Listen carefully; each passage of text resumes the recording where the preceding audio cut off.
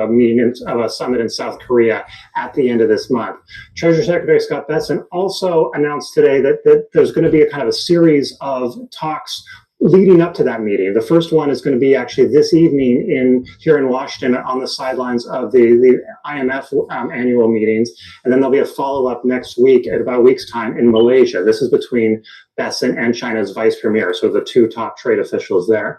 Overall message here is things are looking good, and it comes a week to the day after Trump kind of surprised markets to the downside with this idea of a 100% tariff, an additional 100% tariff on China over rare earth minerals and supply chains that China is looking to restrict there.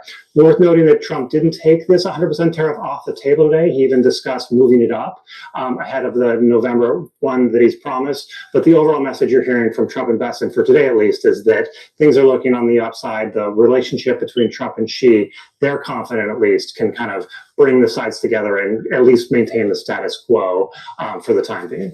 And Ben, while we have you, we know Vladimir Zelensky in Washington today with President Trump. You know, after Ben Trump's remarks, Russian oil exports, India yesterday, what did we learn today? Yeah, we learned a bit today. So this meeting, as you mentioned, was Trump with the Ukrainian president talking about the war in Ukraine, with oil clearly a big element of it. As Trump has talked about this week, Trump claims that India is going to stop its purchases of Russian oil, which would then pressure an end to the war. If that goes forward, it's a very significant economic lever to use against Vladimir Putin in Russia because of how reliant Russia is on oil revenues. Trump reiterated that claim today. He talks about how India, in his view, has already de-escalated, even as Indian officials aren't going quite that far. There is evidence that Indian suppliers are buying a bit less Russian oil, and that's going to continue. But there's no promises from that side, at least, of zeroing out. But this is clearly a lever here. Zelensky was also talking about oil, talking about meeting with energy companies for infrastructure projects going forward. So there's a real tie-up here between the energy diplomacy, the tariff diplomacy, all these kind of things intertwined, as Indian officials are also in Washington this week, just to make things even more complex, with at the IMF meetings to talk trade as well with the Trump administration. They're trying to get a 25% tariff over Russian oil lifted, and clearly both sides are trying to kind of find a middle ground there. I think the shutdown, Libby, I think it's day 17, Libby. So how much longer? I mean, is it a week? Is it a month? What are you telling clients? Lay out the scenarios for us. Yeah, nice to be with you. I mean, I think just to your earlier point, this is actually the longest full government shutdown. The other longer shutdowns have been partial shutdowns. So this shutdown has already made history. The sort of apples to apples comparison was back in 2013, which when the government was fully shut down for 16 days. And again, now we're going on the 17th day. I don't think there's really a real end in sight. I mean, this will depend, obviously, on both sides, but the pain tolerance for this shutdown is much higher than in previous shutdowns. Republicans very comfortable with their position, and so are Democrats. They are comfortable effectively not lending their vote to reopen the government in order to shine a spotlight on these ACA subsidies, these Obamacare subsidies that are expiring at the end of the year, with notifications going out in November. So they're betting that even though voters don't like shutdowns typically, that they will reward them for, again, bringing attention to this issue, which does pull very well. So long way of saying it doesn't look like the House will be back next week. So at a minimum, that means that we're looking at the end of the month. We're telling clients November, maybe even Thanksgiving. But again, one side can capitulate tomorrow, in which case the government will reopen. But that does not look like it is imminent, at least at this point. Do you see, Libby, is there any kind of specific pain point that could be coming that would pressure this to end? Turmoil at the airports, SNAP benefits. Do you see anything like that on the horizon? Yeah, I personally was sitting on the tarmac at Reagan National last night for 4 hours because of some of the disruptions at ATC. So I do think that as those disruptions are more widespread, and if you remember that back in 2018, 2019, when the government was shut down partially for 34 days, that was what ended up reopening the government. It was issues with the FAA and air traffic control. So certainly that could put pressure on lawmakers to reopen the government. One pain point could have been the fact that 1.3 million active military folks would have missed their payday 2 days ago, but the president and the administration reallocated some money at the Pentagon in order to pay those people. So that sort of minimized that potential pain point. But again, we're looking, I think, theoretically, at least into November. That is when I think Democrats are hoping that there's more attention comes on these ACA subsidies. That's because a lot of folks will be notified that their premiums are increasing. And so I think they believe holding out until then makes political sense. But again, it looks like there will be more disruptions, at least at the airports and elsewhere in the government, which will have, I think, from our perspective, could potentially have meaningful impact for the economy that may not be reversible, unlike what the market assumes at this point. Well, I want to end there, Libby. What are the implications that we as investors need to think about here? The effects of all this on the economy, on sentiment, on the Fed. What should be on our radar? Yeah, so I think that this is the sort of the issue. I think markets have understandably been kind of shrugging this off, political dysfunction, what have you, any economic impact largely reversible. That I think is probably true. However, the longer the shutdown happens, and because this is a full shutdown, meaning it's impacting about 1.5 million workers who are either working and not getting paid or furloughed and not getting paid, you could see changes in their consumption behavior. One missed paycheck, maybe not that big of a deal, but continuous missed paychecks actually will make a difference in how these folks consume. And 80% of the federal workforce, remember, is outside of the DC, Maryland, Virginia area. So this is not just a kind of localized impact. This could be more broadly felt. Outside of just the GDP impact, and we estimate if this goes on until November, you could see a point shaved off. Again, some of that will be reinstated, but some of that could be just lost GDP activity. But in addition to that, for a market's perspective, we're not getting any data. And that, I think, is the big rub. Not only is the Bureau of Labor Statistics not releasing data, they're also not collecting data.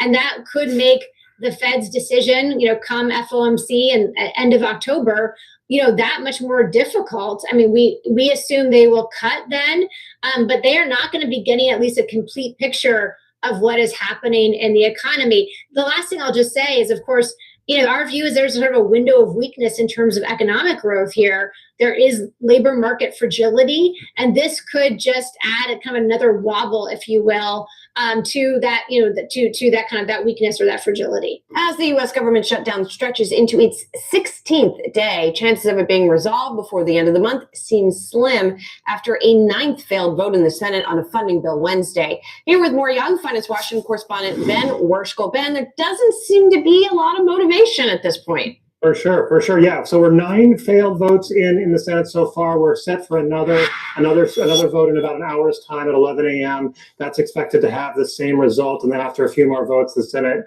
is set to head home for the weekend. So there's no kind of end in sight immediately on this shutdown.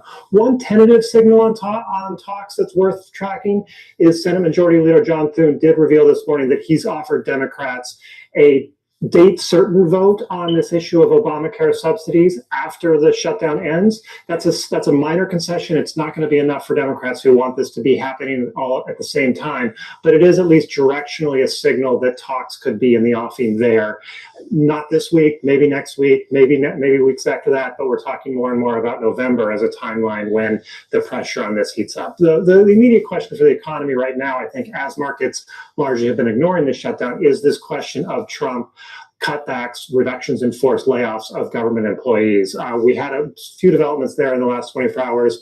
Trump's budget chief talking about having thousands and thousands of layoffs as part of their overall goal here. Trump talking about cutting what he calls Democrat programs. We also had a ruling that paused these layoffs for now, although it's temporary. Trump is still going ahead promising that before the end of the week, he's going to announce more layoffs, more cuts to programs. Whether that can go in force remains to be seen. But this is clearly going to be kind of the standoff is going to continue for at least a few more days, if not more weeks.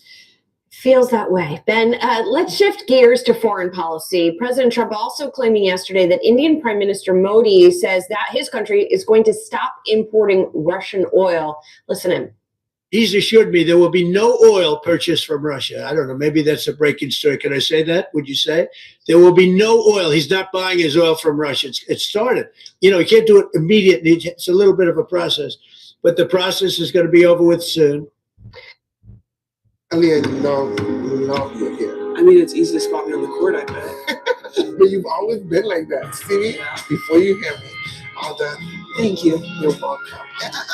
Not so fast. I love you. It's so important to moisturize your lips every day. When lips need moisture, I recommend Blistex to my patients.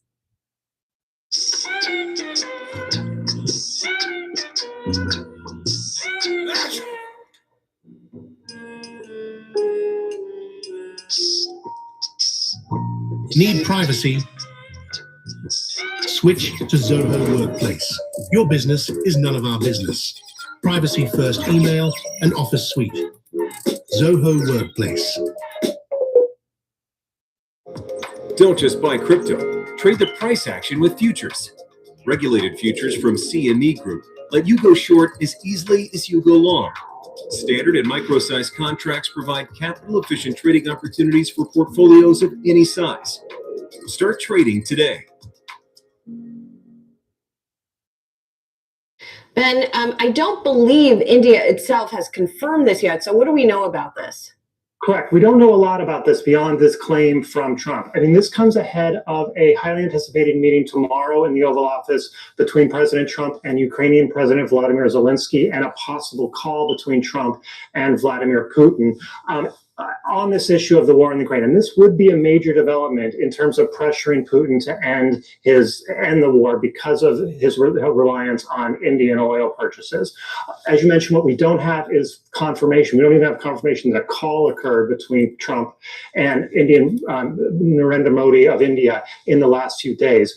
The Indian Foreign Ministry had some comments this morning about diversifying energy sources, talked about increased energy cooperation in the United States, but notably did not confirm or deny any plans to go to zero Russian oil purchases. There is some evidence that Indian traders are looking to cut back. There's a Reuters report from New Delhi this morning about Indian traders lessening their purchases of Russian oil, but notably not at the behest of the Indian government. So even a small decline, even if it's not what Trump is promising of zeroing out and happening soon, would be significant as it would cut into Putin's efforts. I think the larger context way to understand this is tariffs. Indian officials are also reportedly in Washington this week to talk about tariffs. There's a 25% tariff on India over this issue of purchases of Russian oil. So I think there's a calculation happening here that maybe some declines of Russian oil purchases could lead to some declines of tariffs at that 25% tariff. Whether that works out, how much it goes down in each direction, very much clearly up in the air. Ben, thanks for keeping track of it all for us, as always. Thank you. Well, Americans are wondering if they'll be thankful for an end to the government shutdown this Thanksgiving. But for now, standoff still remains in place across party lines. Our Washington correspondent, Ben Worskell, joining us now with the very latest. Ben. Hey, Josh. Yeah, this afternoon we did have some news on the shutdown from the court side of things. A lawsuit brought by unions that represent federal workers did offer a preliminary ruling that does put a pause on the layoffs or in government parlance, reductions in force that the Trump administration is seeking as part of the shutdown. It was a notably pointed ruling. One of the quotes was that the Trump administration has taken advantage of the lapse to assume that all bets are off. This isn't a final ruling. This is a preliminary ruling while this judge in California decides whether to make this permanent. But it does stop a kind of key pain point that we've been watching in this in this shutdown. Trump has been clearly using these threats of layoffs as well as the actual layoffs we've seen so far to pressure Democrats. So he doesn't have that on the table, but it comes as both sides remain really kind of staring at each other, locked in it. We had another vote this afternoon in the Senate, exactly the same margins, another failure to reach the 60 vote margin to pass the GOP plan, as both sides, or as Republicans at least say they're not going to negotiate it, or Republicans are demanding. Overall, the kind of atmosphere here in Washington is of resignation that this is going to, people should settle in for a long shutdown. I wrote today about how the word November keeps appearing both from lawmakers and from analysts as for sort of when we should watch for the end of this shutdown. That's because early pain points haven't proved as painful, and now a lot of those are shifting to the end of the month. Government or military workers or soldiers will continue to get paid until the end of the month for certain. Also, a lot of the healthcare deadlines are in November, early November as well. So a lot of people are sort of settling in for a shutdown that could last for a long time, especially as these rulings kind of lessen the pain in the short term, even as the economic costs build up over the longer term. Keeping you busy, Ben. Thank you, sir. Sure. The government shutdown is now in its 13th day, still with no end in sight, and the specter of a trade war between the U.S. and China reemerging after President Trump threatened to slap a 100% tariff on the world's second largest economy. That spooked Wall Street, as well as the world's central bankers. They are gathering in Washington this week for annual meetings. Here to discuss the potential risks faced by the U.S. and global economies, Lakshman Achuthan, Economic Cycle Research Institute co-founder here on set, and Robert Socken, Citi Senior Global Economist, joining us as well. Robert, let's start with you here. So, we have obviously sort of a confluence of events, if you will. The shutdown's still going on. The president may be reigniting tensions with China. But all of this has had curiously little economic effect this year. Does anything change in the last few days? Yeah, these are great questions. And I think, in our outlook, we are seeing reasons to believe that the tariffs will bite more as we go forward, which is going to lead to a bit of a slowdown in U.S. growth and a bit of slowdown in global growth. It's been much slower to take hold because of a lot of distortions from the tariffs. Businesses and consumers have front-loaded activity to get ahead of them, and that's going to lead to some payback. Tariffs are pushing up consumer prices more, eating into income. So we do think that things are changing and the tariffs are going to start to bite more. And so all of these stresses of the government shutdown, escalation of the tariff war with China are coming at a difficult time when the data may be starting to be moving into a softer period. So I think this just puts some more downside risk. Now, that being said, I don't think the tensions with China are going to stay where they are. I think we're going to see a de-escalation. And I do think the government shutdown, when it ends, you'll see most of that activity made up. But it is putting a lot more risk into the system at a time when we already see the risks growing of a slowdown. Lakshman, you've been relatively optimistic here on the economy, right? Does anything that has happened change that view? To the contrary, when we were talking a few weeks ago, we were saying we were edging towards the Goldilocks situation, which is not too bad inflation and the economy getting a bit firmer. I think if anything, oddly enough, we're closer. Moving closer. Yeah, it's weird, isn't it? What gives you that? What gives us that? Looking at forward-looking indicators of inflation first, they've been pretty benign. We will certainly get some pass-through from the tariffs biting, as we just heard. That'll be on the good side, but overall inflation, a lot of it's services and other parts of the things that we buy, it's actually easing. That pace of inflation is easing. So the fear of an inflation spiral is just not here, at least for the next couple of quarters. And the Fed is looking at the jobs market slowing from the earlier slowdown we've been having. So I think Fed's pretty easy, regardless of the headlines. The fundamentals are making them pretty easy.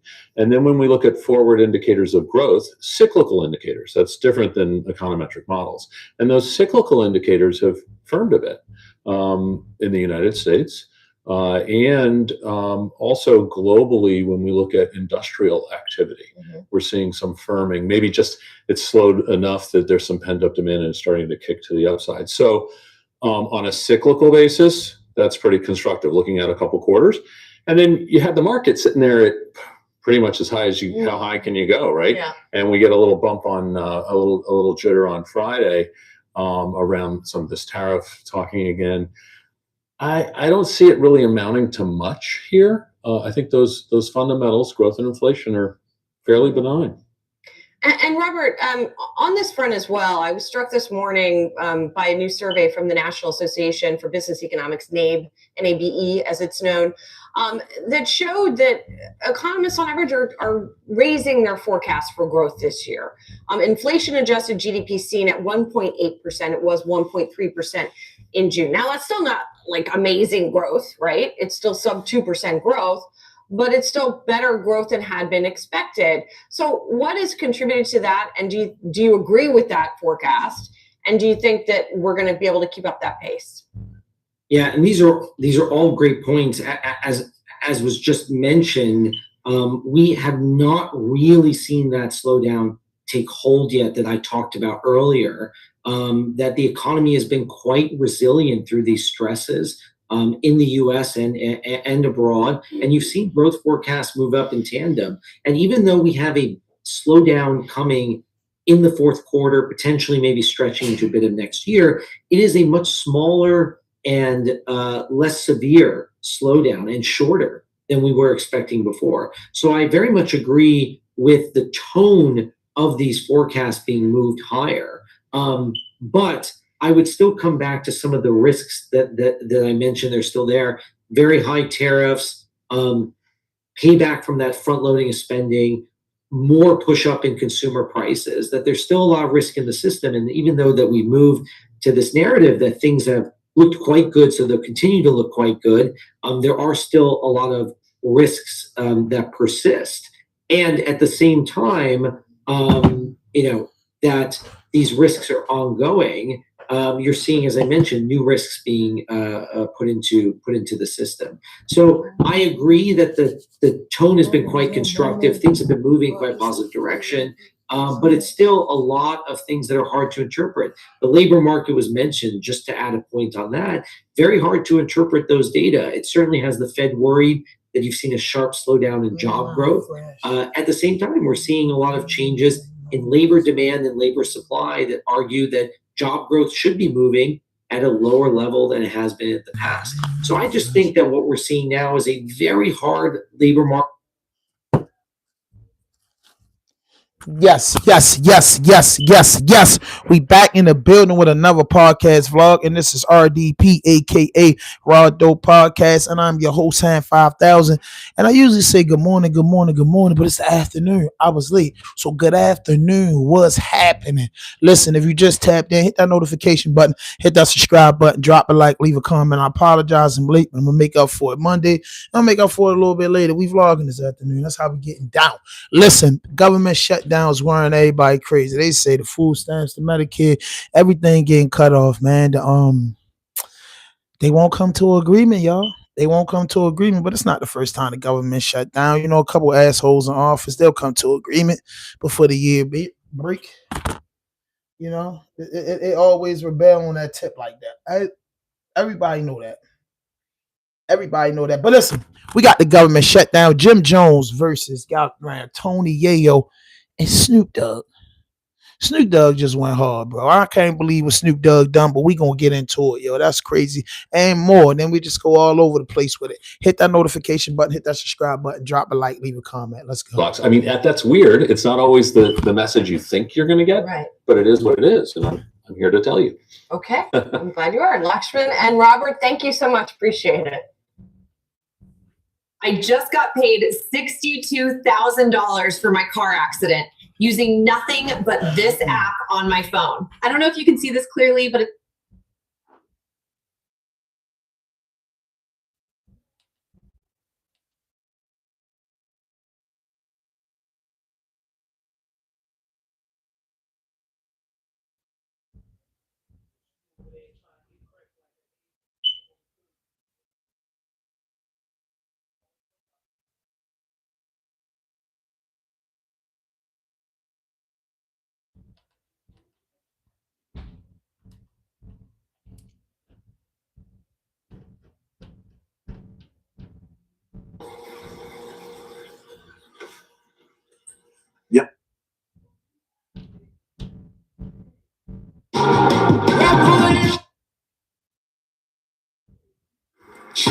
Mix. About Jim Jones and Yayo. You know what the truth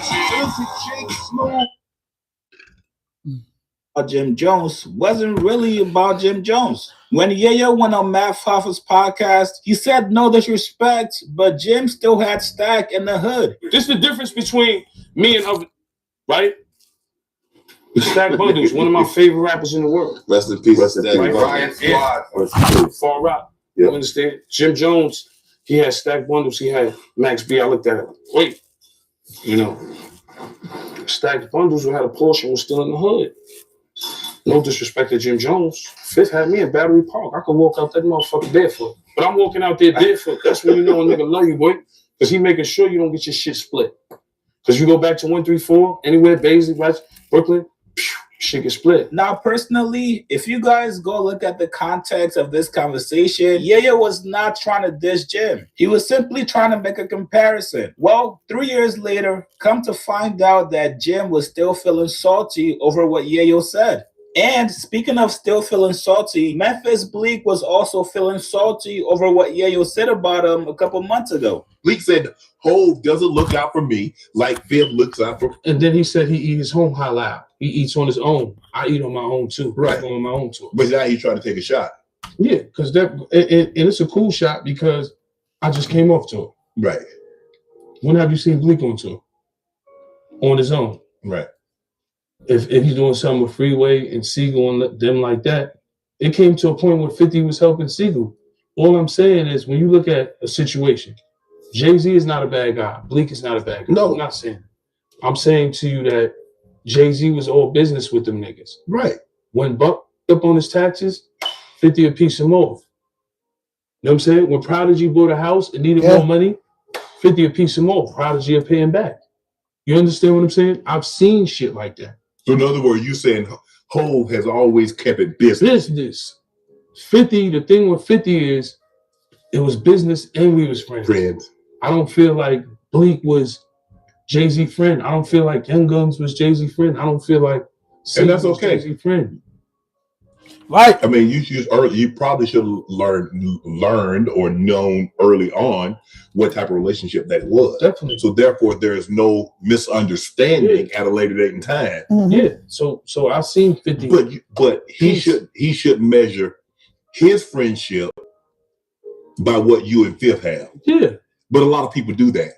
Yeah, definitely. I wish my boy looked out for me like that. Or I look for my boy don't look out for me like you such a exactly. Okay, but y'all don't have the type of relationship that me and Fifth have. Exactly. I've been on a block with Fifth. I don't know if Bleak was on a block with Jay. Right.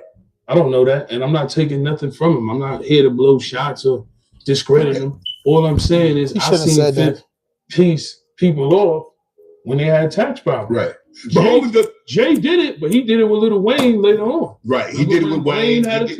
He helped you didn't have Savage with an immigration lawyer. Right. He helped DMX when DMX wanted to leave and the old. He's like, that's Rock Nation, right? That's Rock Nation. That's hope. We are not discrediting, but when have you seen him at that point when Young Guns and Bleak was there and Siegel was there?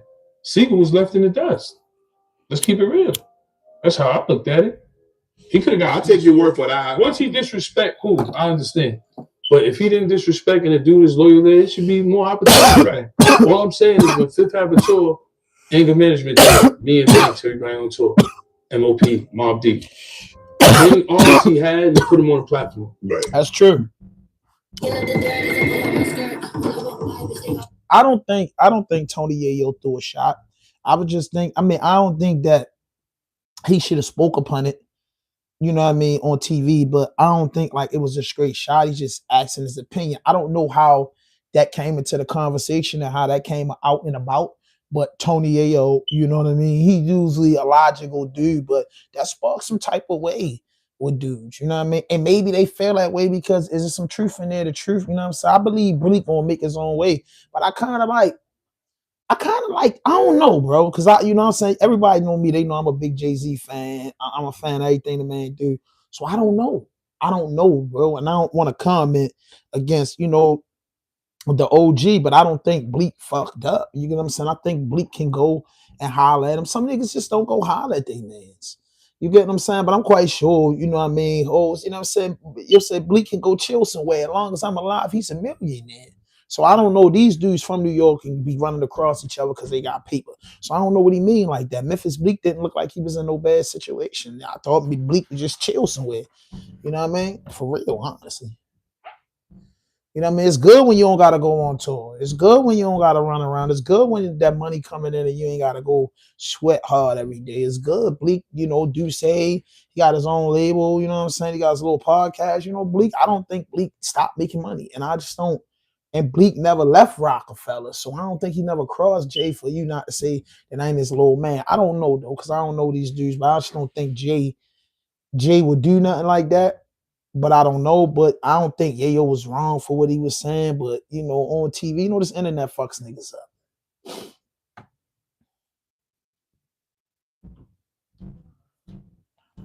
Jim had Memphis Bleak on his brand new podcast, Artist to Artist. And while Jim Jones was trying to give him flowers for what he's been doing himself, Memphis Bleak brought up what Tony Yayo said about him, and that set Jim Jones off. And you can tell he's been waiting years to get his shit off about Yayo. Here's what he said. A lot of, we from the hood, so people That's right. look at Bleak and don't understand the business he's doing. They always look at Jay like, oh, yeah. That's why, why, nigga, Bleak that's out why here you got make a niggas move. like Yayo talking about, Jay don't take care of nigga.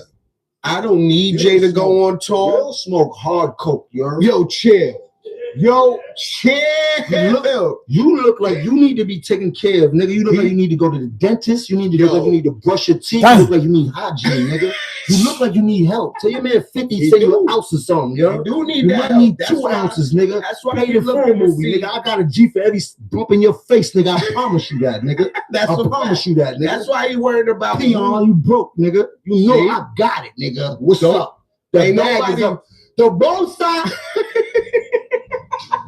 Hey, yo. Hey, Free, where the both sides, Free? Let me finish that off. Ain't nobody taking care of niggas over here, B.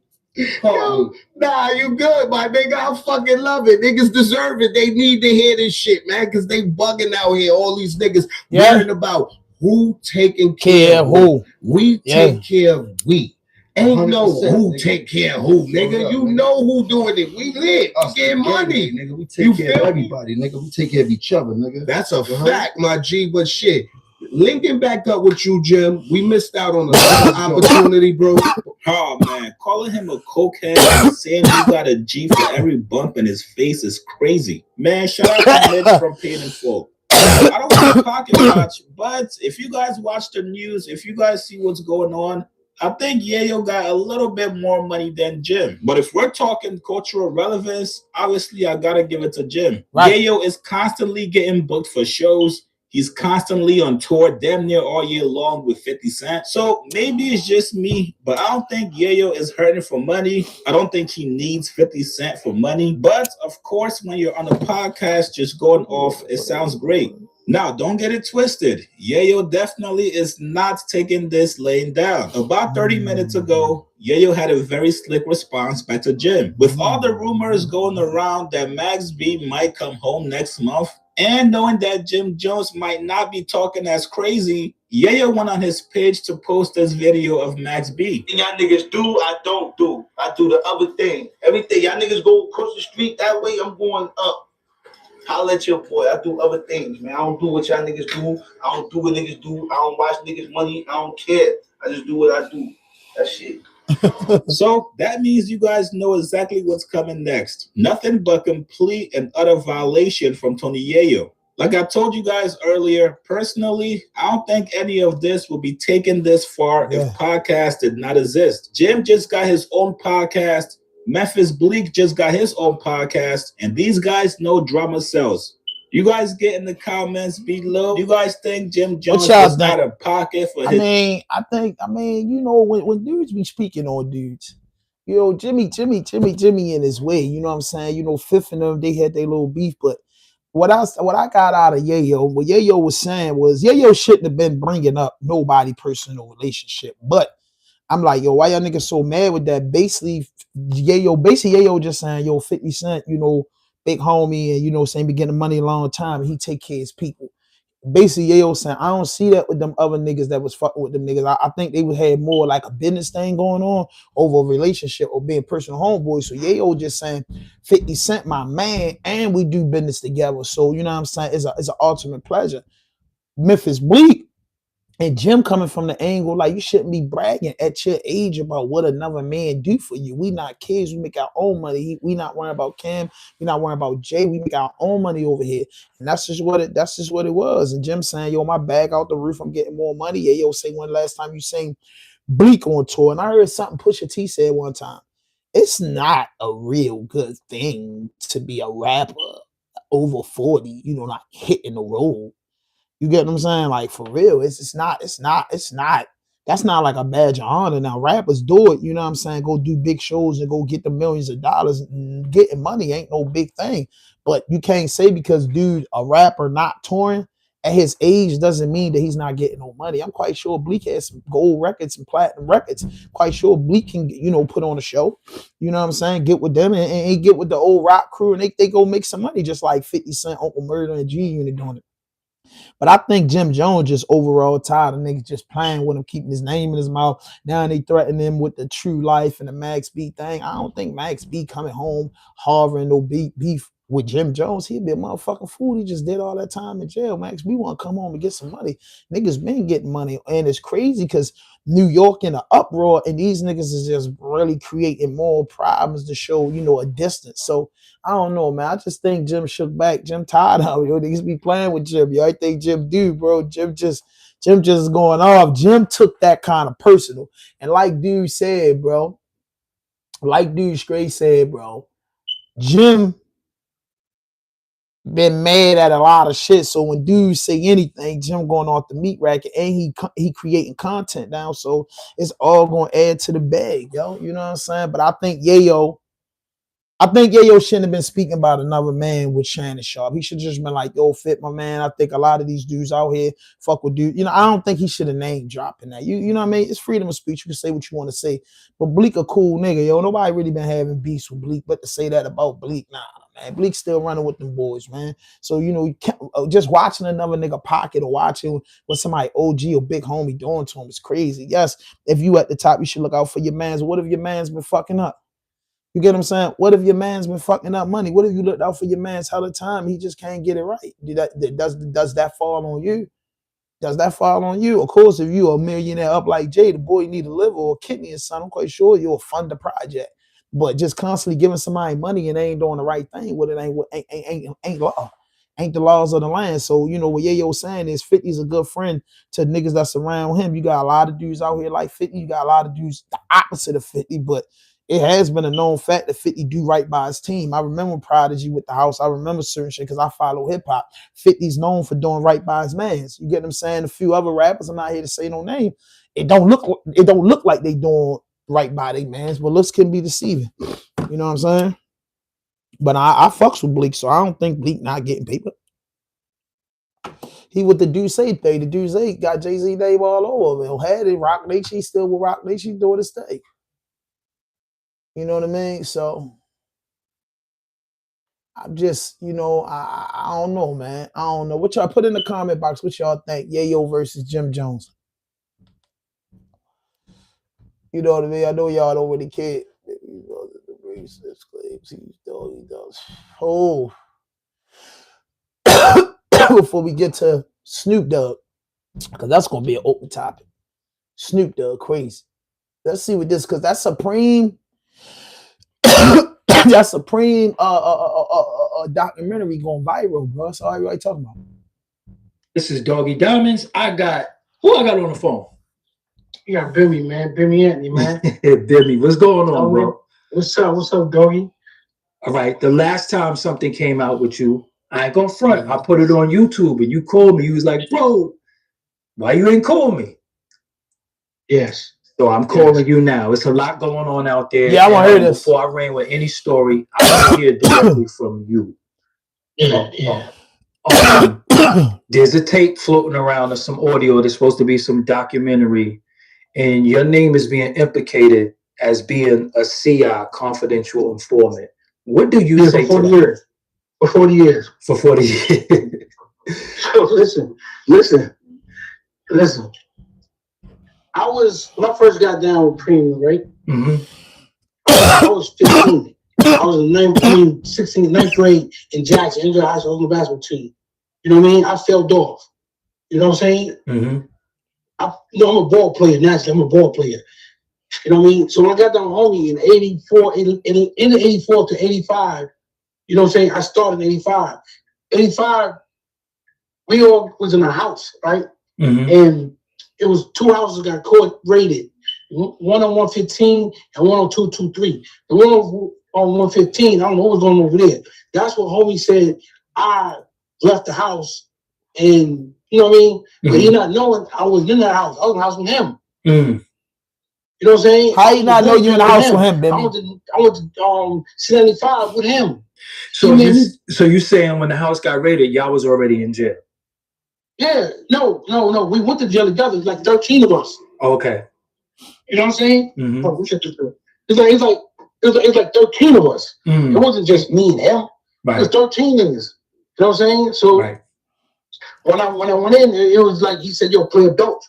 He want me to go to license because I let me die. You know what I'm saying? Niggas was dying, all type of dumb shit going on Allen, 4 building. So I said, all right, cool. I played the 4 building. I mean, C95. I played adults. So, you know, that was that. 85, we all got out, right? They switched his case to Manhattan, switched some of our cases, stayed in Queens. Some of us got probation, some of us they let go. You know what I'm saying? So I'm one of the ones that got probation. When I got probation, I got a year probation. You know what I mean? They made me clean cars on Murray Boulevard, all that type of shit, whatever. Right? That was over. He wound up having to go to jail. They gave him 10 years, 12 years, whatever. He wound up going to jail. Right? Him, Braun, and Freedom, because they all been in jail before. You know what I'm saying? All the people that let go, they ain't never been in jail. I never been in jail. I was my first time ever. You know what I mean? And I didn't even get a felony. You know what I'm saying? So that was 85, then 86. You know, he was in there for 2 years, 87, he came home. Then he wound up going back. He had to give him 12, right? So then he told me and Just, there was a chance to make your name. You know what I'm saying? Cool. We're going to visit with him and now, so we're going to back off the visit. So he was inside. So now, mind you, the whole time till like 92, he's inside. I'm home balling, me and Just. We hold the team down. We do what we got to do. Right. You know what I'm saying? We bubbled everything up. You know what I'm saying? He's inside. You know what I'm saying? Right. So when by the time he came home, I got locked up. I had caught a sale. Somebody set me up with a sale, and I sold to the police, undercover police, in the crib and all that, whatever. I got caught. This nigga full of shit. By myself. I did the sale by myself. You know what I'm saying? So they offered me 3 to life. I took the 3 to life. The other man, he wasn't my co-defendant, but the same agent caught him. They caught a couple. See, this is what I'm saying. Bimmy ain't getting to the point. This is what I'm saying. The man said you set him up back in 85.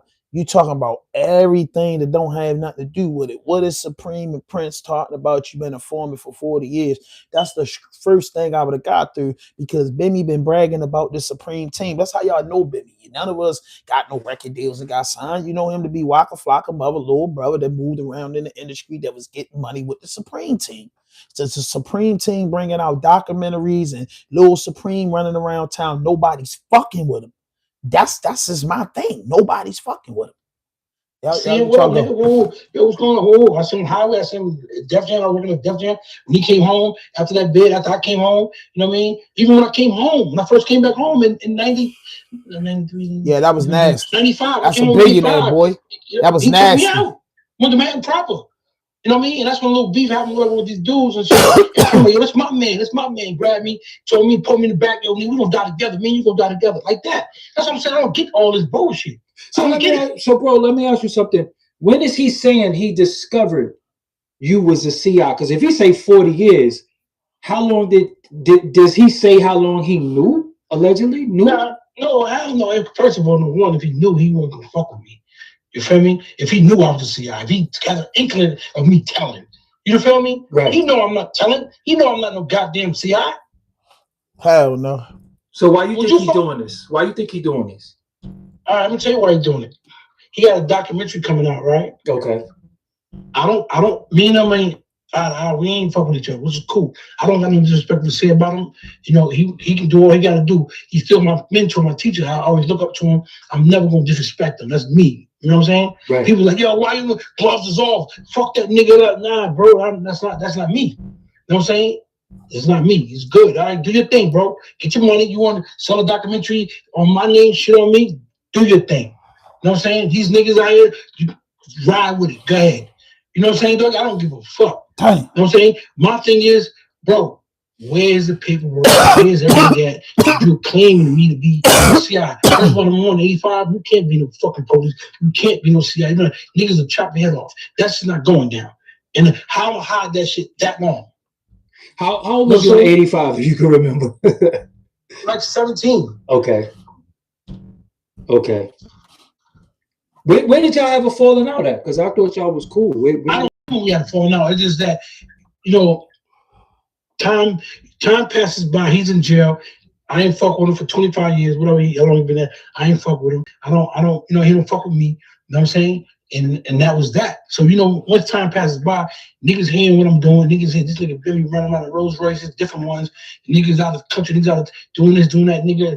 You know what I mean? And the homie like, he ain't send me no money. Cause he told niggas, yo, Bill ain't send me no money since I've been in jail. You know what I mean? I've been getting that word for years. Like, I ain't sending no money since he been in jail. That's fucked up. I ain't know why I had to send you money. So you feel like this is a money grab? Of course it's a money grab. Why would if you got a documentary coming out and all of a sudden you pull a nigga in and say he's a rat, he's this, he's that, and he brought attention to you. The documentary was out already 2 years ago. They did it already. They just added my name this year to it. Oh, so this is an old documentary? Yeah, it's been out. This shit, they've been trying to sell it. You know, niggas is calling me and telling me. They've been trying to sell that documentary. If you look at it, he only said fucking 4 minutes a thing of me. I'm not in that documentary. I'm not in it. Why so not, you saw though? the documentary already? No, That's what I'm saying. Now, listen what it says. In the same tongue, he said you snitched on him, and you saying, yo, it's a money grab, I'm not even mad at him, that's my teacher.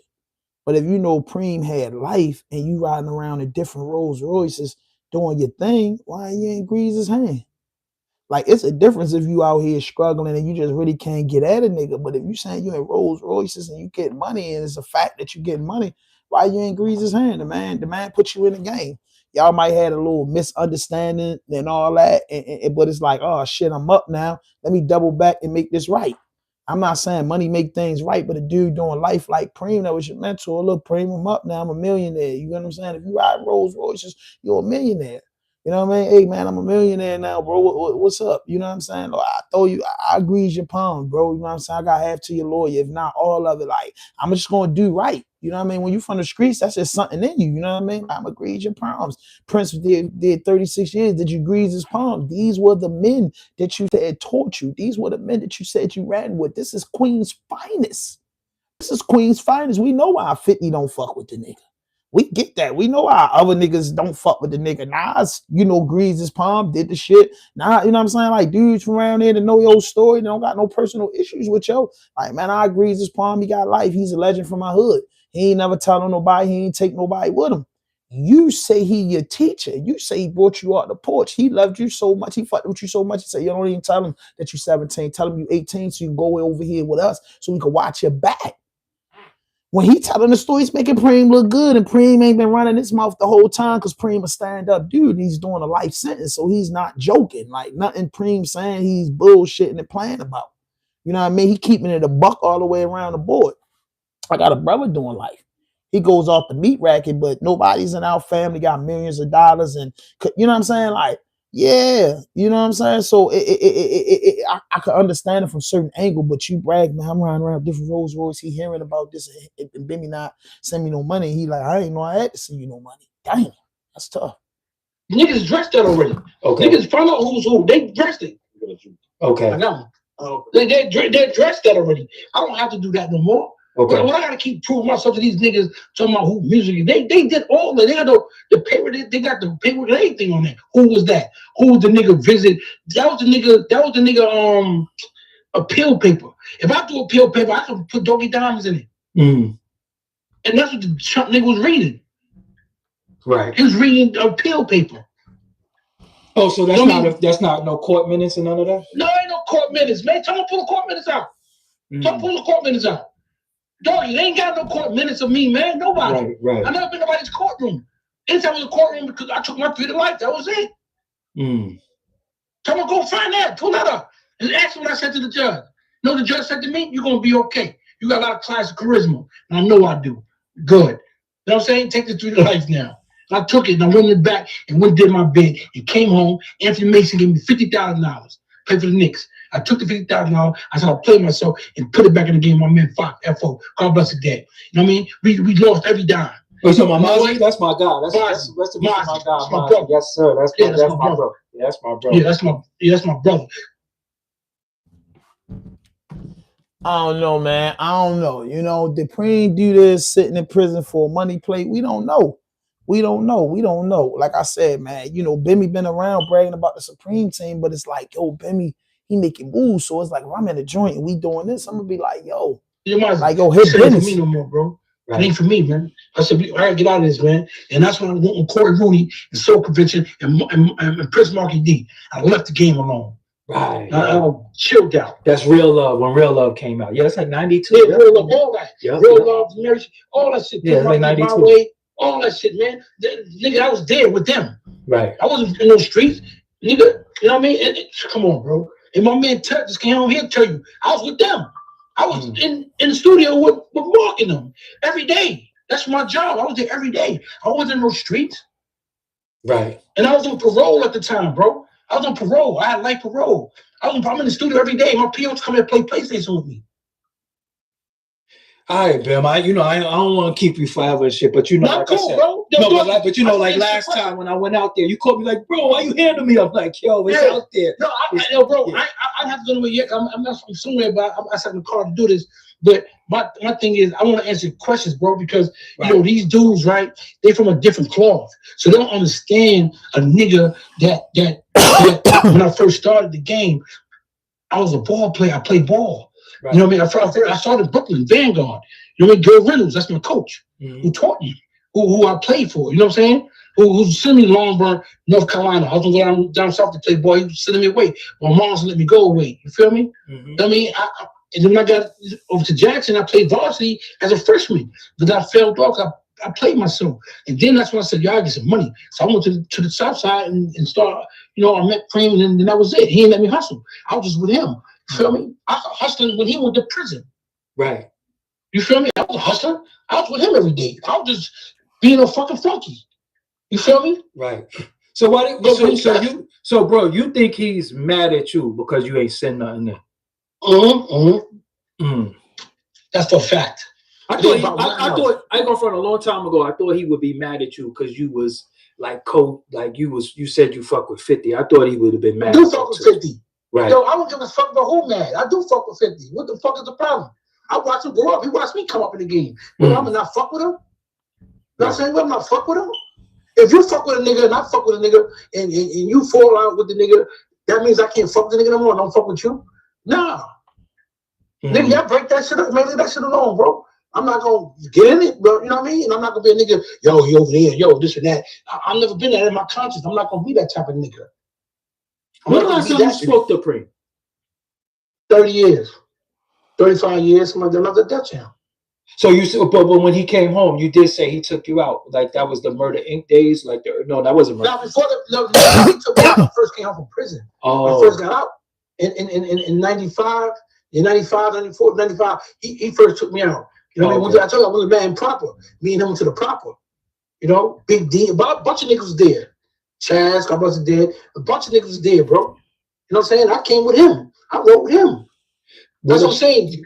Prince just came home. Do you speak to Prince at all? There's DIY. There go them questions. There go them questions right there, y'all. Here it goes getting sticky, nigga. This is Bimmy live conversation. Him first speaking out about this shit. You know what I mean? First speaking out about this shit. I'm just saying, Bim, you know what I mean? Bim, you been shining, you've been doing shit, you know what I mean? I get it, you know what I mean? But you know, it can be, like I said, man, I'm a logic person, man. I'm a hip-hop head, you know what I mean? I grew up in the streets, bro. I'm not in the streets at all, you know what I mean? No more. I just like to give my opinion on this, you know what I'm saying? You know, it is. It's a 50-50 toss up. It's a 50-50 toss up. Prince and Preem and them could be doing this for a money play, but these niggas had life sentences, so I don't got them playing like that. But you never know the mind of a person, bro. I just don't got dudes that ain't internet hip playing like that. I want to know what my man Unique Audio gotta say, because he know these men, and these men are cold-blooded gangsters, bro. They cold-blooded gangsters, and I just don't think that Supreme, bro, the head of the Supreme team, is going to lie for a money play. Been locked up too long. He could have been did this. Hell no, he ain't wait the Prince. Nah, bro, it ain't that strategic, bro, to lie on another man, because they know that's a death sentence. You know what I mean? That mess up everything you got. I'm not about to call you a rat, to make no money, bro, because I know that could get you killed. That could get you murdered, bro. Straight up and down, that could get you murdered. So, it is what it is. Yeah. So if he knew this documentary was coming out because he's putting it on his website, what is he saying to you about all of this? Man, he told me, bro. You know what I mean? He told me. I mean, man, that nigga like my brother, man. That nigga my daughter's godfather. That nigga, we live together. Nigga, I don't care what these niggas talking about, bro. You know what I mean? I would never have no love lost towards that man. You know what I mean? He did a lot of time. He's like a new kid in the block, new kid in the street, new kid on the internet. They're gonna use him on the internet, and it's fucked up how they're using it. Now a bunch of shit coming out, this, that, and third, about all this bullshit. That was Primo never did this type of shit because these niggas waiting for this shit. They're down the last team of queens. They waiting. So they're never gonna get me to get on the internet and talk dirty about them. They can talk dirty about me all day long. I can take it. I'm good. You feel me? Because history, you can't erase history. If I was this, why this nigga fuck with me? Why that nigga fuck with me? Why this? Why that? You know what I'm saying? If you a CI, how the fuck did I get a direct sale and they target me for a sale? That's double jeopardy, bro. You can't. Yo, come on, man. So right now, the question should be going to Preem. How long did you know? That's what everybody should be asking, basically. It's not a question of how long you know. It's why you saying that about this man. No. The reason why I'm saying that, bro, hear me out. Because if he say he knew since 85, right? Right. Or it's you've been one since 85. When did he allegedly? Because this is alleged, right? Because he would have to prove it, right? So if he knew, if he says since 85, when did he find out that you allegedly was? And if he knew since 85, why did he mess with you? And if he knew prior, if he knew in the recent years, why didn't he been tell everybody? Because only thing I'm saying, and this is me saying, if he knew you was a CI, he didn't out you a long time ago. Then he left you in the street to do other people dirty. Yeah, but at the end of the day, man, we talking about dumb shit. Right. Like, we all know the answer. Niggas been in the streets. Niggas know they ain't true. That's why. That's why. How you go? I'm the head of the organization, but I'm a CI. Like, come on, dog. You never told me, yo, get off the blocks. Yo, those are areas. Don't let them there. He's a CI. None of this. Nigga, I left the game. Niggas ain't kicking out the game. I left the game. We don't know this is a money grab. We know what this issue is. It ain't about me being no goddamn CI. Number one, man, the key thing is how I'm gonna be a CI when I got targeted, when they did a raid on me, gave me my 3 to life, and all that type of shit. Nigga, that's CI ain't getting that. Look at the kids that what they did with him. The niggas home. Did somebody actually tell on him? Yeah. You ain't seen Rocky seen the shit he got? He did send it to me. That's what I'm saying. I'm running. Oh, watch you read it. Yeah. Watch you read it. That's why I wish you to listen to shit. No, but I had to call you though, because I didn't want to run out there and do that. So okay, it is somebody he told on him directly, but he didn't say nothing about them. He ain't said nothing about them. He understand and all that. The dudes understand and because it's case pending. Watch this shit gonna fuck your whole head up. Nigga, I ain't nothing to do with none of that shit, bro. None of it. And this is what they're saying. Why not nobody saying about them? Why yelling them? It's no pain, nothing on me. But they're yelling Bemmy name loud, like these niggas, you know what I mean, them bloggers, because they want to do that. Why not yelling this nigga and the other niggas that did that to him? Not me, bro. That's crazy, man. Got you. I mean, you do have like it is a few people on YouTube that they've been like I said, they've been running paperwork, they've been running stuff, and I think the audience might be a little confused about what's really going on, because you be shower watering shit, letting shit just go, you know, you let shit hit your back and go down the drain. But I just wanted to get you on the jack so you could I mean, yo, doggy, let me tell you something. I'm only talking to official niggas, bro. Right. And I consider you official. So I'm not really talking. I talk to my nigga MREC, I talk to WAP, and I talk to you. I ain't talking to these niggas. And I ain't even talking about nigga 10 years. That's my brother. 10 toes. Yeah, I called him earlier. That's how I got your math. I ain't going Saladin is my brother. Right. You know, certain niggas, you know what I mean? Born, you know what I'm saying? New Jersey, that's my dog. You know what I'm saying? That's my brother. So it's certain niggas I'm gonna fuck with. House on Campbell, another one. You know what I'm saying? So it's certain niggas I'm gonna fuck with. I'm not fucking with all these goofy niggas because all they want is content. They don't want the real. They don't want to know what's really going on. They just want the content to keep shit going to pay their motherfucking bills. You know what I'm saying? When you play with somebody's lights, you can't play with the content. Come out, oh, he's a rat. Yeah, all right, he's a rat. Prove it. So I said to this nigga over there, I said, blogger, I said, yo, man. Matter of fact, I ain't say I call him a nigga. That's my dog, Hocus 4/5. That's my nigga. I'm used to that. I said Hocus 4/5. I said Hocus. I said, all right. When niggas say niggas a rat and all that crazy shit, right? Cool. Niggas out, niggas do whatever. All right, cool. What happens when a nigga call a nigga a rat and he's not a rat? What happens to that dude? Yo, I remember growing up, if you outed somebody as a rat, you had to handle them. I ain't gonna front you. That was your job to handle them. Like if you said, that's a fact. Yeah, that's how it used to be. It was like that. Yeah, it was like that. That's a fact. If I call you a rat, I had to get you. I got to handle it. Yeah, I got to handle it. Yeah, it wasn't just. So my thing is, bro, I was with a big organization, right? When I say big, me and my man just made it big, my nigga. When I say that, what I'm saying is, you know, how can you call me that and y'all have no proof of me being that? You know what I'm saying? That's like treason. Like how you call a nigga that and don't? You said it. Okay, you said it. Okay, we're gonna take your word. Okay, because you said it. You know what I'm saying? So that means a motherfucker come on and say, doggy's a rat. Oh, all right, doggy's a rat. This is what it is. Because he said it. Nah, it don't work like that. It don't work like that, bro. I promise you. Please show me some paperwork. All these sick ass niggas, silly niggas, they're like, oh, look how you sick. Look, niggas show me the paperwork, bro. Show me. That's all what right, I'm asking. so this is what I'm gonna do, right? I'm pretty sure people gonna hit me and try to send me paperwork or whatever. I'm gonna present it to you. If I get anything, I'm gonna let you know. I'm gonna say, yo, fam. Listen, nigga. Listen, my nigga. Listen, please. If a nigga give you a napkin with my name and my mom is a whore, nigga, I never turn nothing on nobody. When I got caught, they want me. Right. Nigga, ain't nobody was bigger than me down there. It was me and Just. Ain't nobody want nobody. They wanted me. Who the fuck I'm gonna turn on him? He was already inside. They already got time. They gone. Right. They gone. Prince was locked up as well, right? Yeah, hell yeah. He just came home a year ago. Right. He was on 35 years. Who else they want? Right. We kept it going. Who they want? Dog, you tell me. A real street nigga know who nigga was the next in command. We try to clean the streets. Nigga try to wipe you niggas out.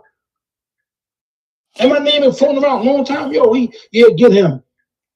Come on, bro, I got set up, bro, in the house with an agent. The nigga made me sell to him. I got greedy. Money out, I said, you ain't got enough. The nigga pulled more money out. I got greedy. I said, yo, let me get that. And not realize this nigga's an agent, bro. I sold to the agent, my nigga. Let me ask you something, Ben, on a personal. Why do you think you're being targeted? Like, why you? Yeah, that's what I want to know. Answer that question, baby. What up, Kenny? Niggas thinking of multi-billionaire, and I ain't giving up no money. I ain't giving nobody nothing. Niggas like, yo, he looking out, he this and that, whatever. You know what I'm saying? I fuck with certain people niggas don't like that I fuck with. You know what I'm saying? A lot of shit. I give you a lot of reasons. I'm talking about so for the guys on the internet. Now, I'm going to keep it real. With y'all. Let me build. The fact it will matter, right? Just say, let's say Bemmy not a CI, right? Let's say he not a CI. All right, we taking that off the table. He ain't snitch. Maybe he ain't snitch. If you fucked it with Preem and Prince and them in the Supreme team, you know you couldn't fuck with 50. I get, man, I ain't into that. That shit was back in the day. That's cool. It could be on some high and by shit, bro. But you couldn't fuck with 50. So if them niggas is playing with you because you crossing, because that is a cross. You just said in the beginning of this audio, he said, Preem's my teacher. Preem's my OG. Preem went to jail. I held it down. I caught the joint. When I got out the joint, Preem took me out. All the guys was around like that. How could you fuck with his enemy? How could you? Then he say, nah, I'm gonna fuck with 50. I watch him grow up. How I'm gonna do this and that. Da, da, da, da, da. Oh, you ain't gotta have no problem with 50 Cent. You know what I mean? You can go to 50 Cent like a man and tell them, shorty, I don't got no problem, but I just don't mix coffee with tea. You get what I'm saying? It don't taste good. You know what I mean? I'm saying you ain't never got to worry about me shooting you. You ain't never got to worry about me telling niggas where you at. But you know what I'm saying, bro? You know we can't. You know what I mean? It's fucked up. The streets make it like this, but you know what I mean? You keep doing your thing, bro. That's just the way that's supposed to go. You can't, you know what I mean? I get that. And I'm saying if Preem knew that you was telling why he never put it out there after all these years, that's in his favor. Where's the black and white? You know what I mean? Like, I don't know, bro. It's fishy. You know what I mean? It could be a money grab. You know what I mean? It could be a money grab for Preem. He need lawyer money, trying to get his story out there, trying to get his appeal going. It could be a money grab. He said Preem ain't bring up the actual person that took the stand on it because he got to go through the court, and that's witness examination if he was to mention that on his documentary. You know what I'm saying? He's mentioning his past and telling his story. You get what I'm saying? And that's the story. But my thing is that if you didn't do nothing to Preem, right? If you ain't do nothing to Preem, just didn't send him no money, I don't see why Preem went and reach out and say, yo, look, yo, you know, you ain't been hollering at me, you know, I ain't here, there, you don't owe me nothing, but I'm putting this documentary out, my son making moves, and we trying to get this done, you know what I'm saying? You think you could get this in the right people's hands? You get what I'm saying? If anything, I'm just saying all the logical reasons. Like, yo, before I go play, or then just say this nigga been a CI for 40 years ago. Preem got life sentence, bro. Been an 80X, bro. Man, been in Florence 80X. I don't think that Preem and them will play like that. That's just my thing. Like, you know, it is true on the internet. It got us in a frenzy. We confused about the shit. But I just don't got Supreme playing like that. I just don't got Supreme playing like that. I don't understand that shit, bro. Supreme just is different. You know what I'm saying? It's different, bro. Like, I just don't got no stand-up 60-plus-year-old man that been in the joint 20-some years playing with nobody named like that. He know the consequences of it. He know the consequences of it, bro. I don't got that. And then he's saying Prince told him that is a money play. You get what I'm saying? That's what the man just said. He said Prince told him it's a money play. I don't know, bro. I don't know. He said, well, Prince new to the internet and this and that. I don't know, bro. Because one thing too, Prince story alone with the right directors and the right rollout will get him a bag. Preem's story alone with the right rollout and the right people around them will get them a bag. You get what I'm saying? It accumulate a bag. So I don't think that they have to throw nobody under the bus and make false allegations against nobody for a money play after being locked up for so long and knowing the situation was just going on. You get what I'm saying? And then the question is, why bring it up now? You know what I mean? They say Bimmy called. They said they brought it up in the first document. They say Bimmy reached up to Nas and said, ask Nas to bleep the shit out. So I'm just saying, yo, like nobody's coming to you, the document. You know what I mean? It's like, it's a lot of weird shit. It's fishy. Bimmy did something. You get what I'm saying? I just don't got them boys playing that. They say he live with Prince. I don't know, bro. I don't know, bro. I don't know, bro. I don't know. Hit that notification button. Hit that subscribe button. Drop a like. Leave a comment, man. Join the channel. I don't know, bro. You know what I mean? I just don't know, bro. You know, he's saying he responded. You know what I mean? Is this?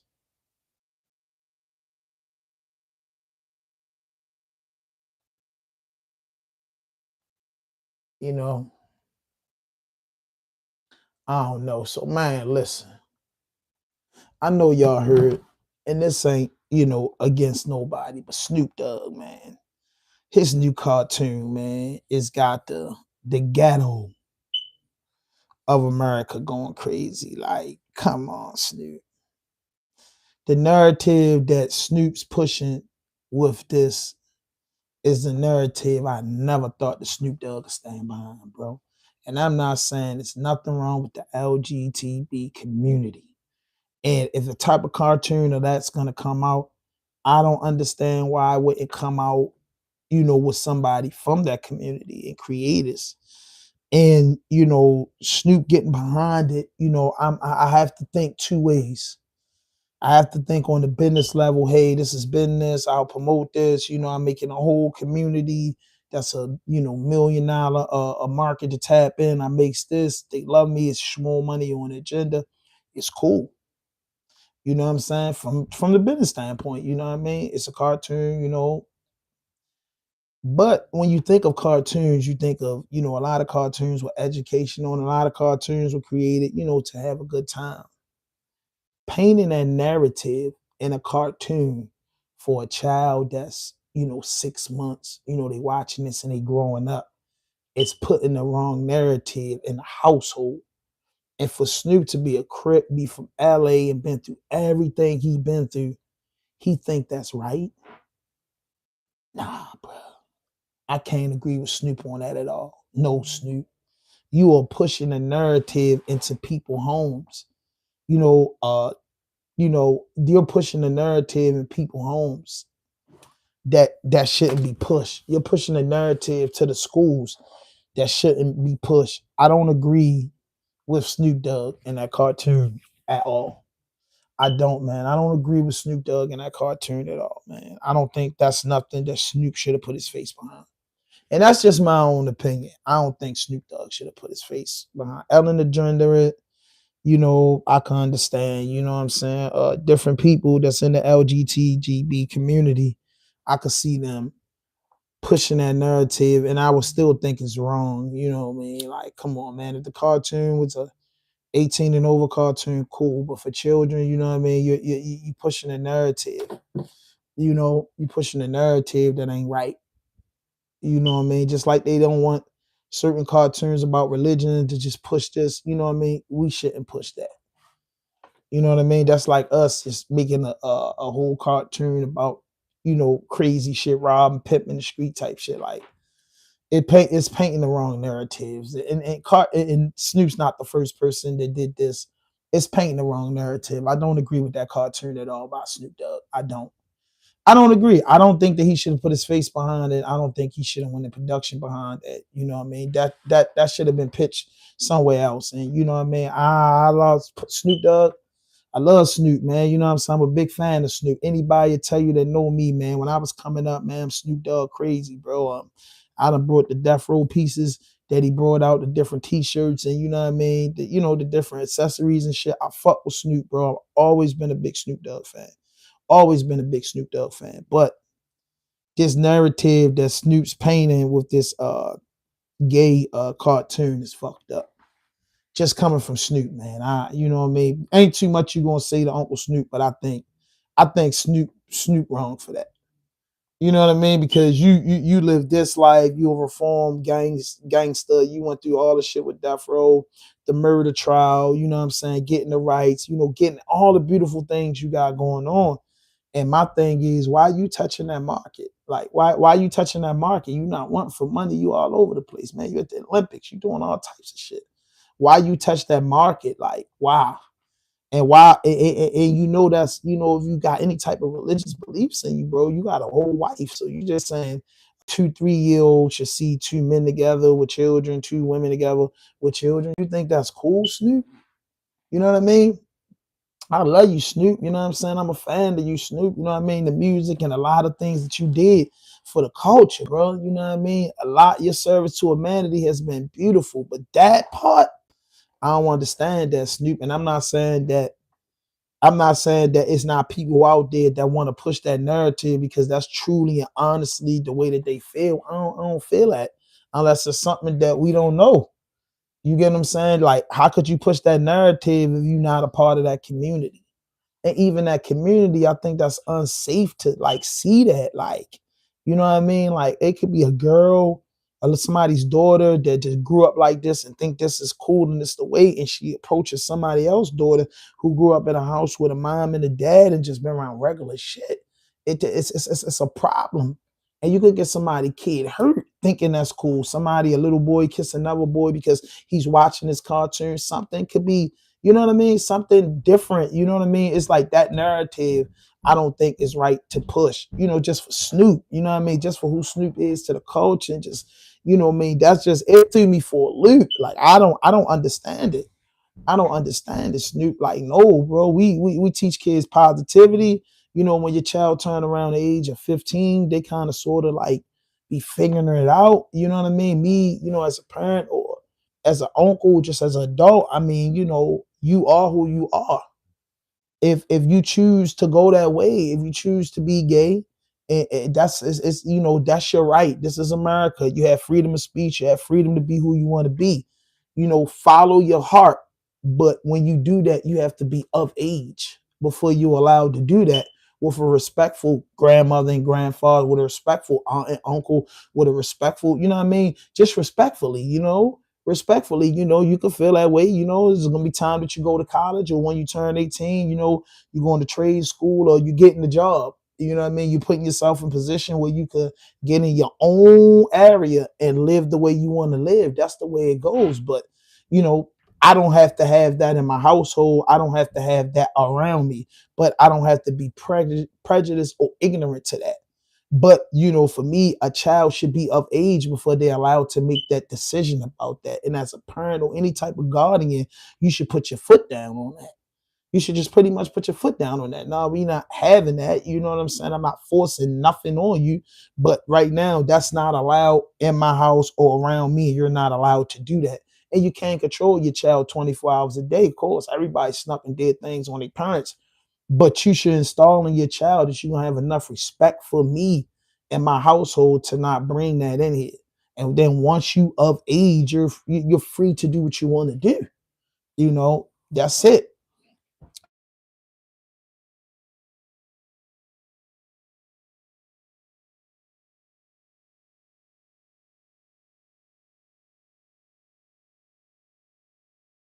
Hassan Campbell got to say about the whole situation, bro. Like, you know what I mean? That's it. I got to see. I got to see.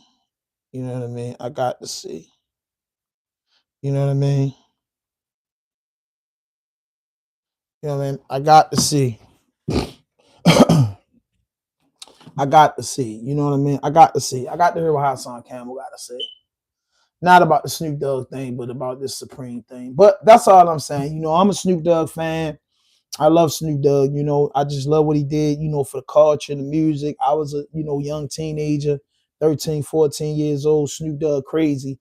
And up to this day, but that recent move that he made with the, you know, the cartoon, the gay cartoon, I disagree with that 100%. And that's just my opinion, you know what I'm saying? And he lost a point in my book for that because, you know, I would really, if anything, want to understand what narrative, understand happy, understand free and all that, but what age is that allowed? And, you know, you think that should be done to an innocent child that doesn't know, you know, 3, 4 years old, you don't know about that. You shouldn't know about that. Like I said, it's an age where you start learning about certain things. Like you learn about your puberty, you learn about sex, you learn about condoms. It's an age that's taught.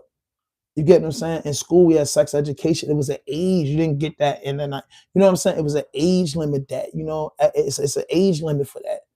You know, so, you know, let kids be kids under 18 years old. Let them learn. You know what I mean? I'm going to say under 16 because at 16 years old, 11th grade year, you know, you're old enough to drive, you're old enough to work, you wander off in the world. But, you know, your parents have to, you know, be strict depending on what type of parents you got. You got some parents that be like, hey, that's what you're doing. That's what you're doing.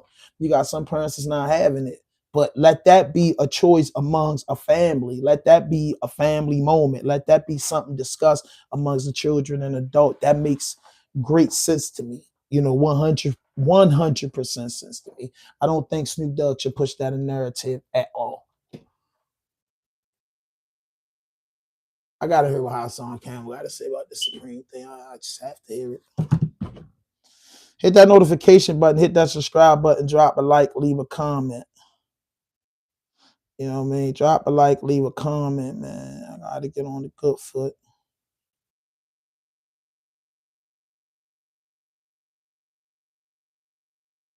You know what I mean?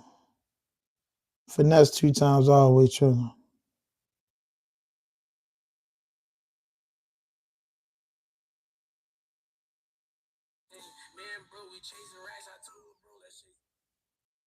Shout out to little Reggie, man. I just get to looking. You know what I mean? Hit that notification button, hit that subscribe button, drop a like, leave a comment. We begin.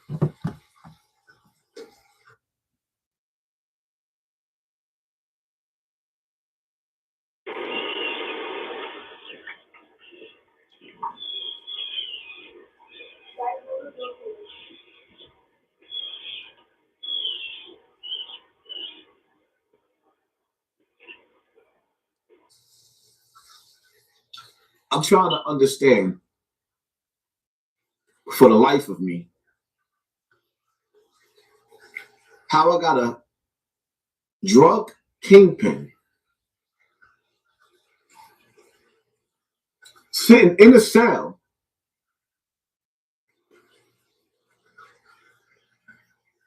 sending the police to knock at my door. What? This is the same dude that come from a generation where the saying is, and I quote, snitches get stitches. But this man... Thanks, bro. Appreciate you. Subscribe. He was sitting in a prison cell where the rules is you don't talk to police. But he got police knocking at my door.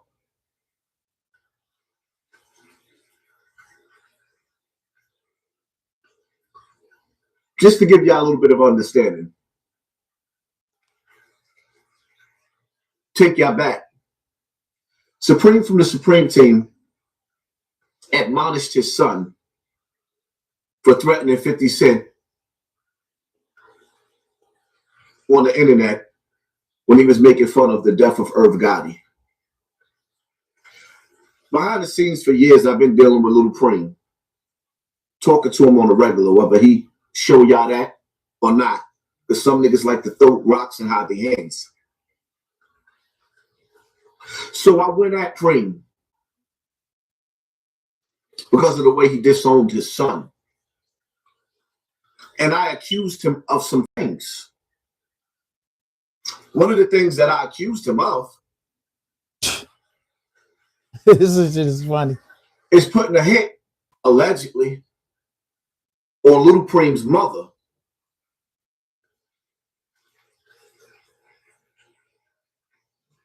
The facts is the facts. These internet dudes be going cuckoo. This is how Even son though Cameron. it's not my business, me being a son that didn't have my father in my life growing up, me being a son that saw my father destroyed by the same drugs that Kenneth Supreme McGriff is being glorified in his documentaries. This is the part that kills me. And it kills me. It kills me. You were in jail and they got documentaries on how you was one of the biggest drug dealers, drug kingpins in New York history. But when I repeat, you're trying to hit me for defamation of character? Your character is already destroyed, and you destroyed it. Look at the characteristics of the man. And even when it boils down to Little Preem, pick a side, my nigga. And I ain't even talking about me. I'm talking about your mother versus your father, my nigga. Your father's still in contact with the nigga that clapped your mother. Allegedly. Your father in jail right now still speaking to the dude that clapped your mother. He put a hit out on your mother, allegedly. almost cost you your life and her life. But the funny part about it is, y'all want to know something funny? Because I'm not saying that Benny's a rat or he's not a rat, because I can't vouch for what Preem is saying, but you know what I can vouch for? That when it was all over the news, that Supreme Kenneth McGriff had his baby mother shot, and the police, whoop, whoop, that's the sound of the police when they was looking to lock Preem up for those charges. You know that Benny was the one, you know, the light-skinned dude with freckles that's all over the internet being labeled a rat? I'm not saying that he ain't a rat, but I'm saying that he's the one that had little Preem mother drop the charges on Preem so that he wouldn't go to jail and do time because he didn't want his child. He had his baby mother clapped. And now you got the police knocking at my door? You know why I don't want nothing to do with the streets anymore? Because as a grown man, I start to realize, let me give you an example. You got dudes that says, you go in the courtroom and at the top of the court it says, "In God we trust." And then these dudes go in the courtroom that believe in God. I ain't talking about you niggas that don't believe in God. And see, I don't know if I could do that. Put my hand up again as a grown man and swear to tell the truth, the whole truth, and nothing but the truth, knowing that you lying. We routinely hear. So now Hassan Campbell said, this shit got wicked, y'all. That's why I love creating content. And that's why I just sit here and I listen with my audience, because we listen, because that's why I say anything you say can and will be used against you on the internet. I'm one of them. So I listen to these dudes and I give my own opinion. So he told us something that we don't know. You know, Preem got, supposed to try to get little Preem mother killed. And man, this shit is wicked. But I guess it's all good for Preem in the documentary and everything he got.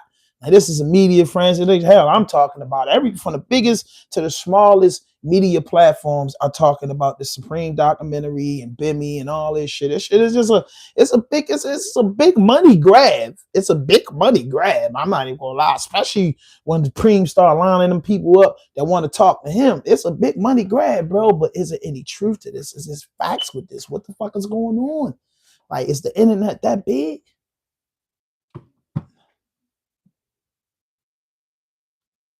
To do with none of these homicides, Your Honor, that you're charging me with? All 5 or 6 or 20 of them? No, Your Honor. A nigga didn't have nothing to do with all of these drugs being sold in the black community that you charging me with, even though I'm being glorified in the streets as one of the illest drug kingpins ever. You dudes go into court and they trick you into praying, or rather swearing, in front of God Almighty, whether it's in the court or not.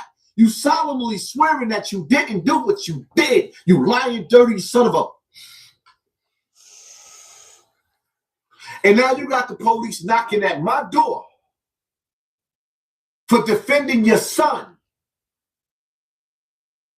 because of the way you disowned him. It's just something about you trying to...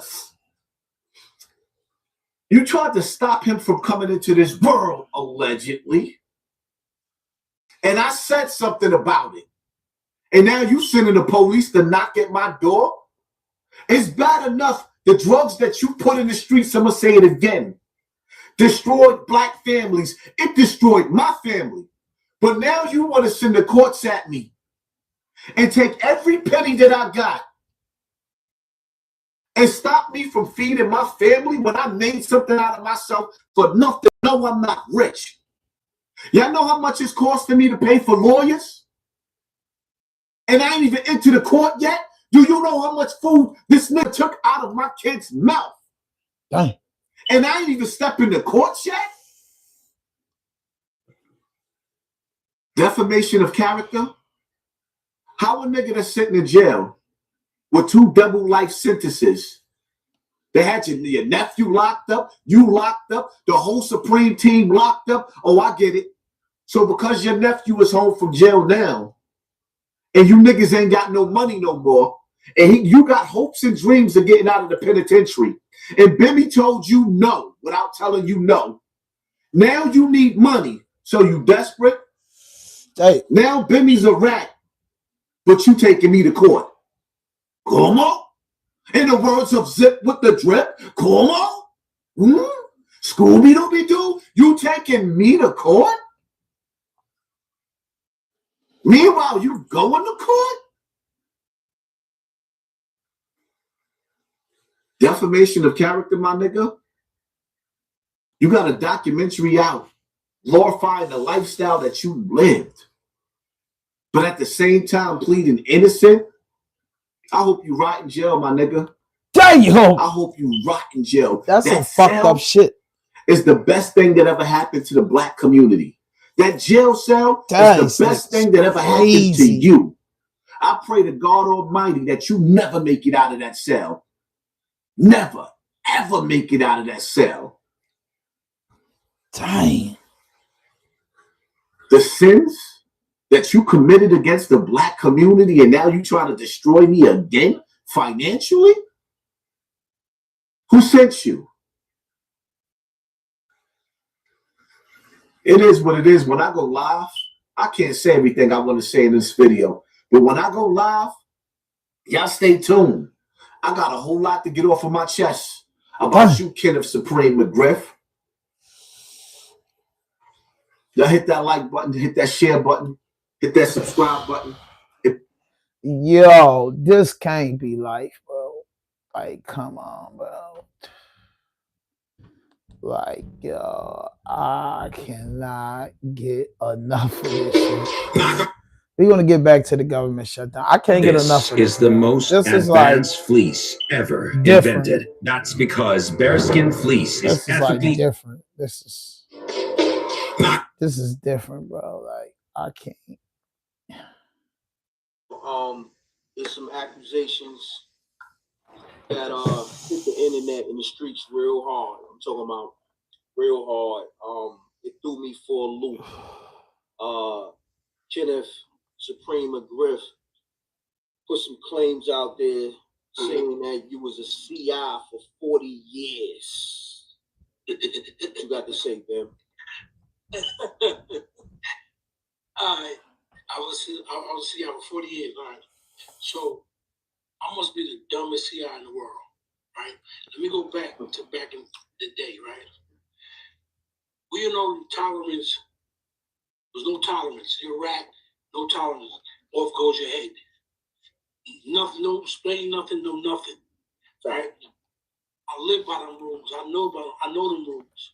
You feel me? So this new day and age, they quick to call somebody that if they don't like them or if you ain't giving them no money, if you know what I mean? If you're looking out, whatever, they put that jacket on you. Right? So my thing is this, right? I don't know if people know my record. Hey, good day, good day, good day, good day. Thank you for joining me. Just in case you're joining me for the very first time, I am your host, the real Brian Clay Gibbs. Make sure you smash that. It is nothing dumb about Bimmy. I'm gonna repeat that. It is nothing dumb about Bimmy. Bimmy, you are not dumb. Sneaky, yes. You are very, very sneaky. That's why you was able to get away from being a CI since 1985 for 40 years.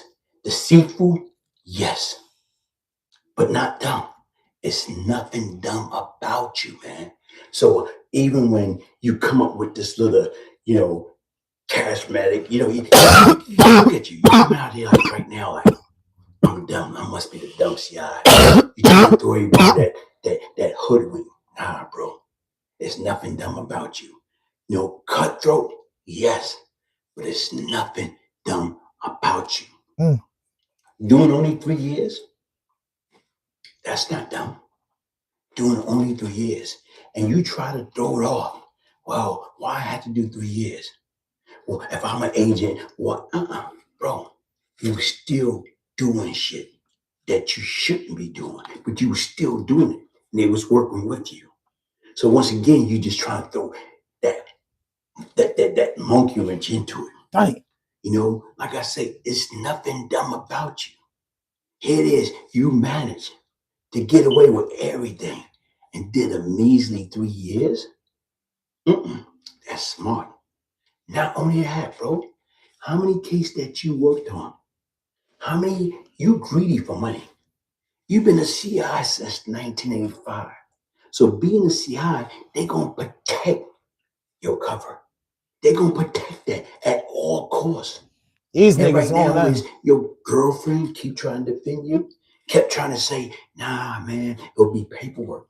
A lot of times you don't have paperwork on confidential informant. That's why they call them confidential informant. True. See, my situation, I cooperate. I made a deal. I had a big case. 21 USC 848, 21 USC 843, 21 USC 841. Everybody know that I cooperate. But once again, here it is. It's a different by cooperating and being a CI. My situation was a one-time deal.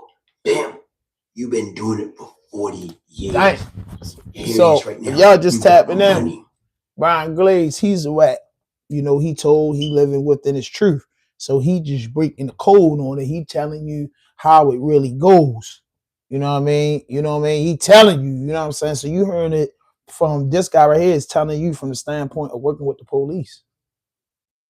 They have no record. That's why now you got free to life. Why? Because they know you. Somebody went to bat for you. Don't worry about it. We're gonna get them back. We're gonna get them back on the street. And guess what? It's ironic. They got you back in the street in the nick of time. In the nick of time. What you got into? You got into music. What you got into? Hip hop. So here it is. You already accomplished your opponent. So basically, you was playing both sides. You was telling the law enforcement what was going on in the hip hop community. Make it make sense, man. Make it make sense. So you got paid being a competition informant. You got paid being down to the Supreme Court. You got paid in the music industry. So it is nothing dumb about Jane Acme, aka Bimby, aka Music. Hit that like button, subscribe, share, support. I am the real Brian Glaze. Dang. Oh man, I don't know, man. I don't know, man. It's too much, bro. It's too much, man. I covered all that shit. It's too much, man. Hit that notification button, hit that subscribe button, drop a like, leave a comment, man. Drop a like, leave a comment. That's what you got to do for me. You have to drop a like, you got to leave a comment. That's what you got to do. You know what I mean? That's what you got to do. You know what I mean? The Baltimore Police forensic team is proving that there's more than meets the eye when it comes to documenting crime scenes. Fox 45's Maxine Stryker takes a look at new technology deploying to get the full picture of crime in Baltimore. All right. Let's go. What are you doing? So right now, man, before I get out of here, I'm going to play some news clips, you know what I mean, to see what's going on around the world. You know, we got to check in the news. We news people. I'm a journalist, got to check into the news, man. Hit that notification button, hit that subscribe button, drop a like, leave a comment. I want to hear about this guy. A former Baltimore City Schools police officer and star head football coach is now a convicted criminal. As Project Baltimore's Chris Papps explains, Lawrence Smith appeared in federal court today where he accepted a plea deal for stealing taxpayer dollars. What I will say about Detective Smith, he is a unicorn in our police department. That was Police FOP President Sergeant Clyde Boatwright in 2022, speaking about former Baltimore City Schools police officer Lawrence Smith. Mr. Smith, you pleaded to wire fraud and income tax evasion. Do you have any statements that you want to make to the community? This was Smith Friday. You have anything that you want to say to your former players? Walking out of the U.S. federal courthouse after pleading guilty to felony wire fraud and tax evasion. As part of a plea deal, Smith agreed to a forfeiture of no less than $200,000 paid to the U.S. government and more than $61,000 in restitution to the IRS. The convictions against him carry a maximum sentence of 25 years in prison. A judge will ultimately decide. A date for his sentencing has not yet been set. Smith, for years, has been a popular figure in Baltimore. Here he is, pictured with the mayor and city school CEO just a few years ago after winning a state football championship at Dunbar High School. But in September 2023, Smith was arrested by the FBI, accused of tax violations and fraudulently submitting overtime forms to obtain more than $215,000 taxpayer dollars. Months prior to his arrest in January 2023, Project Baltimore first exposed that Smith was logging police overtime when he appeared to not be working. We uncovered Facebook Live videos that show Smith driving a boat on the Chesapeake Bay, coaching football, or on vacation, while his overtime form said he was working. 8 months after Fox 45 aired that report, Smith was indicted. But our reporting was not over. What are you going to tell your players, Coach? Fox 45 learned in 2024, after Smith was arrested, Baltimore City Schools continued to pay him for nearly a year. It sends the wrong signal to taxpayers. It sends the wrong signal to the students. When Smith was indicted, North Avenue placed him on administrative leave. Through a public records request, we learned Smith was being paid until September 6th, 2024. According to City Schools' most recent employee salary database, taxpayers likely paid Smith around $93,000 after he was accused of stealing more than $215,000 from taxpayers. Who do you want to talk to? Anyone who would talk to me at this point. District leadership refused to interview with Project Baltimore about Smith still being paid. But the school system said in a statement, per Maryland law, City Schools reserves the right to recoup any compensation based on the outcome of this case. This suspension without pay should have happened immediately. After Smith pleaded to the charges, we wrote City Schools asking if the district will attempt to recoup the compensation it paid Smith after his arrest while he was on administrative leave. We have not yet received a reply. You were a mentor to many kids in the city. What message do you think this sends to them? If any statement at all of the Baltimore City Schools community. Fox 45 News will continue to follow this case. When Smith is sentenced, we will update you. I'm Chris Pabst, and this is Project Baltimore. I'm Kai Jackson. Thank you for watching. Here's another video to watch. Also, hey, listen, man, I thank everybody for tapping in. Hit that notification button, hit that subscribe button, drop a like, leave a comment. No fuck shit, no fake shit, no foolishness. Anything you say can and will be used against you on the internet. We covered the government shutdown is bad, man. They cutting benefits, man. So we just gotta pray for our communities, bro. We gotta get better. That Supreme shit is going viral with Bemby, Snoop Dogg, man. He lost a point out my book. Jim Jones going crazy on the internet, yakking with Tony YAYO, man. That's what we covered, man, on a Sunday, a fun day. Hey, I hope you win your bets, man. Hope everything blessed. So have a peaceful day, man. Eat good, relax. No fuck shit, no fake shit, no foolishness. Anything you say can't and will be used against you on the internet. RDP, baby.